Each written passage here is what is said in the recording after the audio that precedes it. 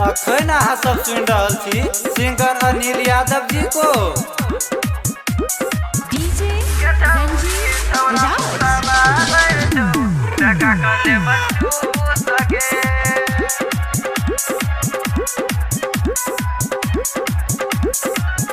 जाइत रहिए कैंपस पढ़े केलकै हमरा भेट गे।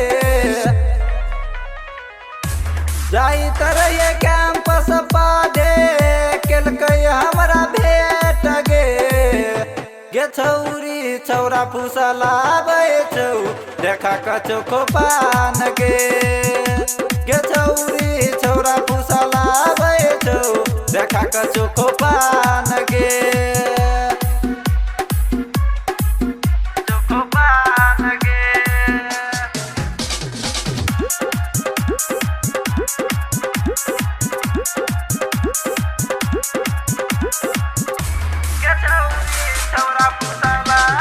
रंजीत राज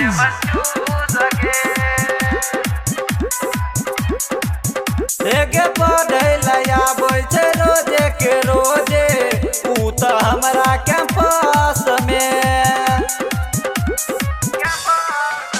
गे देखै में लागै छलै ऊ छौरी एक नंबर मस्त गे। देने रह नंबर हमरा पठौलियै मैसेज गे। देने रह नंबर हमरा पठौलियै मैसेज गे। गे छौरी छौरा फुसलाबै छौ देखा कले चूस गे। गे छौरी छौरा फुसलाबै छौ देखा कले चूस गे।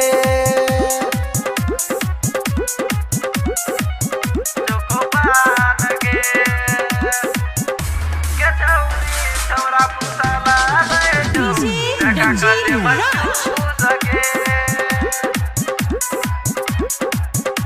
गे नाम त छै ओकर सुने गे छौरी गायक अनिल यादव गे। गे कहै छौ तोहर खर्चा बचेबो भरबो पूरा दिल गे। करो आनंद बा छौरा इमो पर चेक गे। करो किशोरी छौरा मोबाइल पर चेक गे। गे छौरी छौरा फुसलाबै छौ देखा कलाली पाप गे। गे छौरी छौरा फुसलाबै छौ देखा कले